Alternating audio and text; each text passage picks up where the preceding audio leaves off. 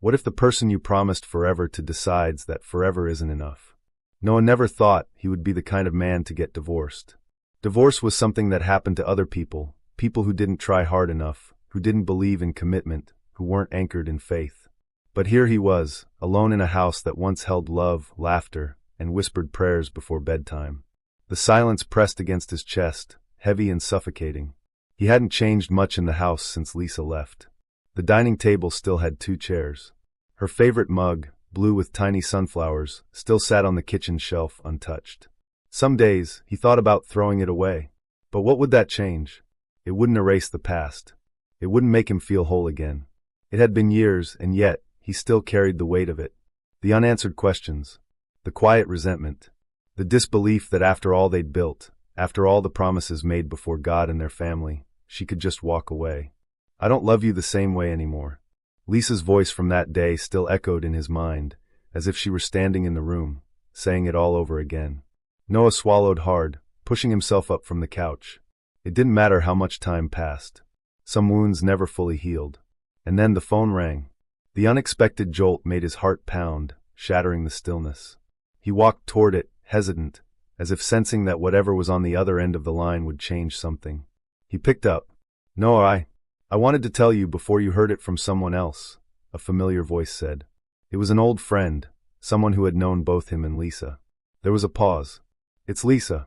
She passed away." Noah stood frozen, gripping the phone so tightly his knuckles turned white. For years, he had replayed the moment she left. For years, he had wondered if he would ever hear from her again.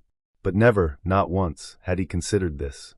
The past had just closed its doors in a way he never expected. And something inside him told him that life, as he knew it, was about to change. The funeral was on a Thursday. Noah had driven there alone, parking his car at the farthest end of the lot. He wasn't sure if he belonged. What was he supposed to be? An ex-husband mourning a woman who had chosen to leave him? A distant memory from her past? The church was filled with faces he hadn't seen in years. Friends who had stopped calling after the divorce. Family members who had once been his, but became strangers overnight. He felt their glances, the quiet whispers. He had expected them. Why is he here? Do you think he ever really moved on? It must be strange for him, knowing she left him first. Noah kept his head down. This wasn't about him. This was about Lisa. At the front, a framed photo of her sat beside white lilies. She looked happy in that picture. It was an older one, before the distance, before the heavy conversations that always ended in silence. He listened as people spoke. They called her kind, ambitious, full of life. Someone shared a story about how she once spent an entire weekend helping an elderly neighbor repaint their house. Another spoke about her laugh, how it could fill a room. No one mentioned the divorce. No one mentioned him. And yet, every memory spoken tugged at something inside him. Because he had known that version of Lisa, too. He had loved her. He had believed they would grow old together. But love wasn't always enough. When she told him she wanted out, it had been like trying to hold onto sand slipping through his fingers. She didn't scream. She didn't fight. She just looked at him with tired eyes and said she couldn't do it anymore. "We've become something I don't recognize, Noah," she had whispered. "And I think you feel it too." Maybe he had. But he had been willing to fight for it. He would have done anything to make it work. Because marriage wasn't just about love, it was about commitment, about keeping promises. But Lisa hadn't stayed. And now, there would never be a chance for closure. No final conversation. No understanding of what went wrong, or if she ever regretted leaving. The service ended, and Noah sat there long after everyone else had left. Then, a familiar voice broke the silence. "Noah." He turned. Pastor Tristan stood beside him, his gaze steady yet gentle. He had known Noah for years, had counseled him through the storm of the divorce. "I wasn't sure if I should come," Noah admitted, his voice hoarse. "But you did," the pastor said. "That means something." Noah let out a breath. It doesn't feel real. Grief was strange that way. He hadn't spoken to Lisa in years, and yet, her absence now felt heavier than all the silent years combined. Pastor Tristan nodded, lowering himself onto the pew beside him. "You know, sometimes we hold on to pain not because we want to, but because we don't know who we are without it." Noah didn't answer. Because maybe, just maybe, that was the truth he had been avoiding all along. The days after the funeral felt like walking through fog, thick, endless, suffocating. Noah kept himself busy, or at least he tried to. He worked. He prayed. He ran errands that didn't need to be run. But no matter what he did, Lisa's absence followed him like a shadow. Not in the way she used to, but in the weight of unfinished conversations, unspoken words, and questions that would never have answers. He hadn't expected to grieve like this. After all, they had been divorced for years. She had left. He had survived. So why did it feel like something inside him had been ripped open all over again? One afternoon, as he sat in his truck outside the grocery store, his phone buzzed. "Church event this Friday. You should come. It'll be good for you." The message was from Connor, an old friend from church. They hadn't spoken much since the divorce. Noah knew why. Divorce made people uncomfortable. It blurred the lines, made others question things they'd rather not think about. Noah stared at the screen for a long moment. He almost typed out a quick excuse. But something stopped him.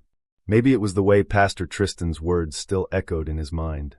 Sometimes we hold on to pain not because we want to, but because we don't know who we are without it. Maybe it was time to stop holding on.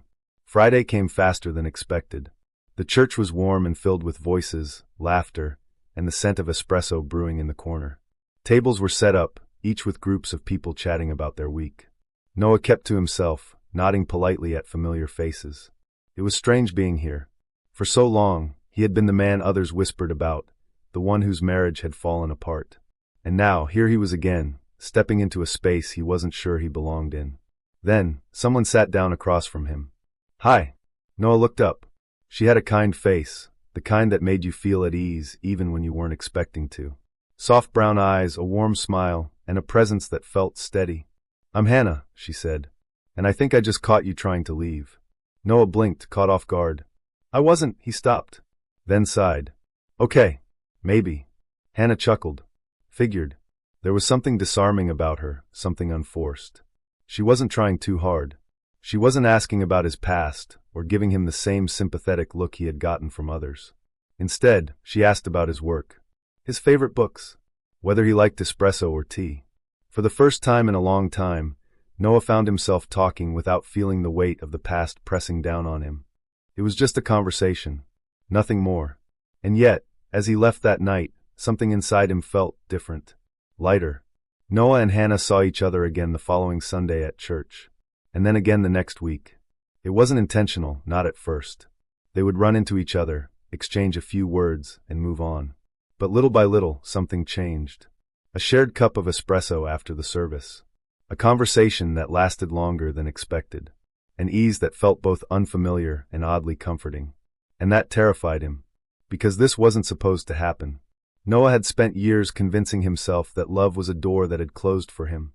That his heart had been given once, broken once, and that was the end of the story. But now, sitting across from Hannah at a small restaurant, watching the way she stirred her tea absent-mindedly as she talked, he felt something he hadn't felt in years. Hope. And guilt. Because wasn't this wrong?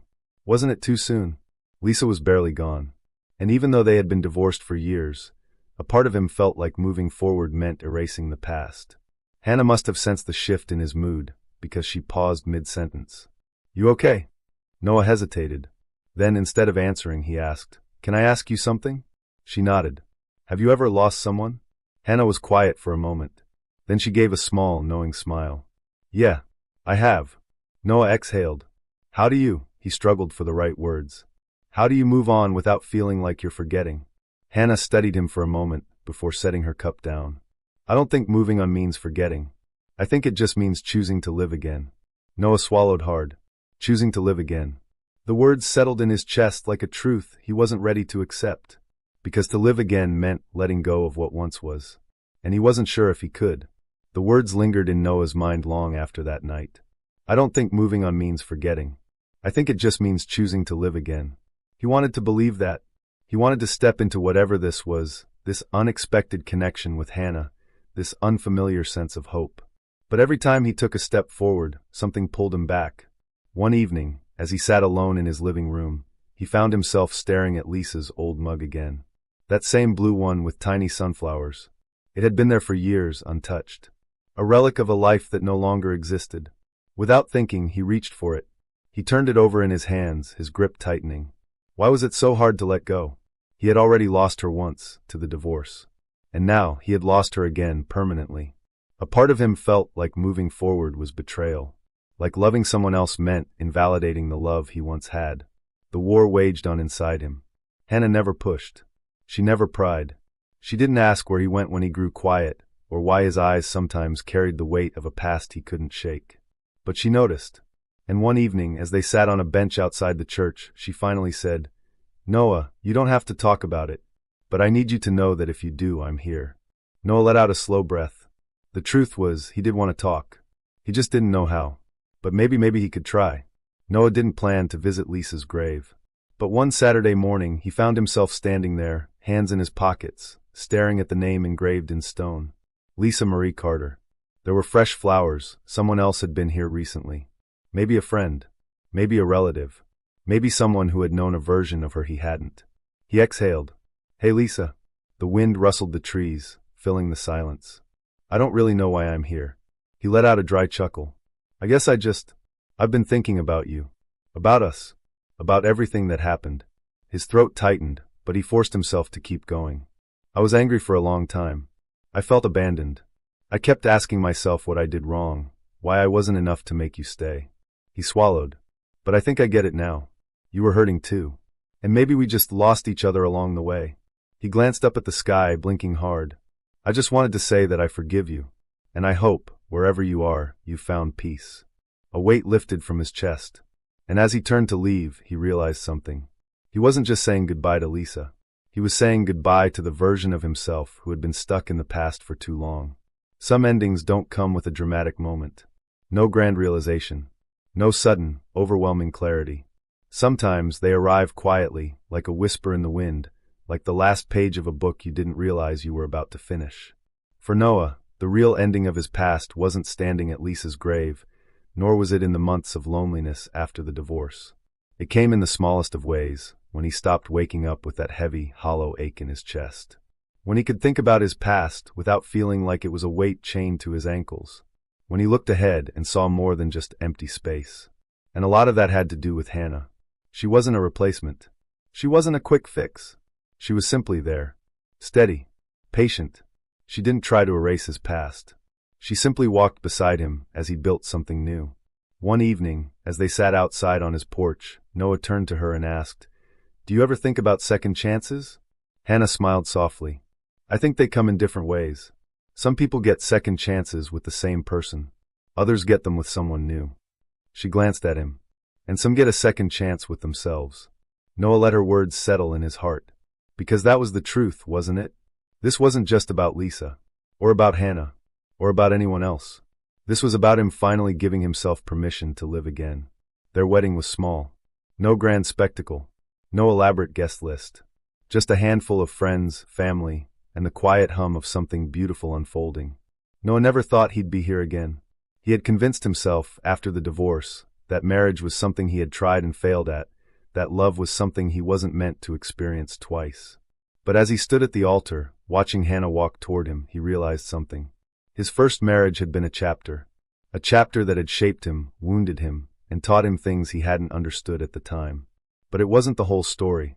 He had believed for so long that divorce had been the end of something. But maybe, just maybe, it had been the beginning of something else. Something new. Something stronger. Something that wasn't built on fear of the past, but on the hope of the future. And as he took Hannah's hand, he knew he wasn't just stepping into a new marriage. He was stepping into a new life. A life no longer defined by what he had lost, but by what he had found.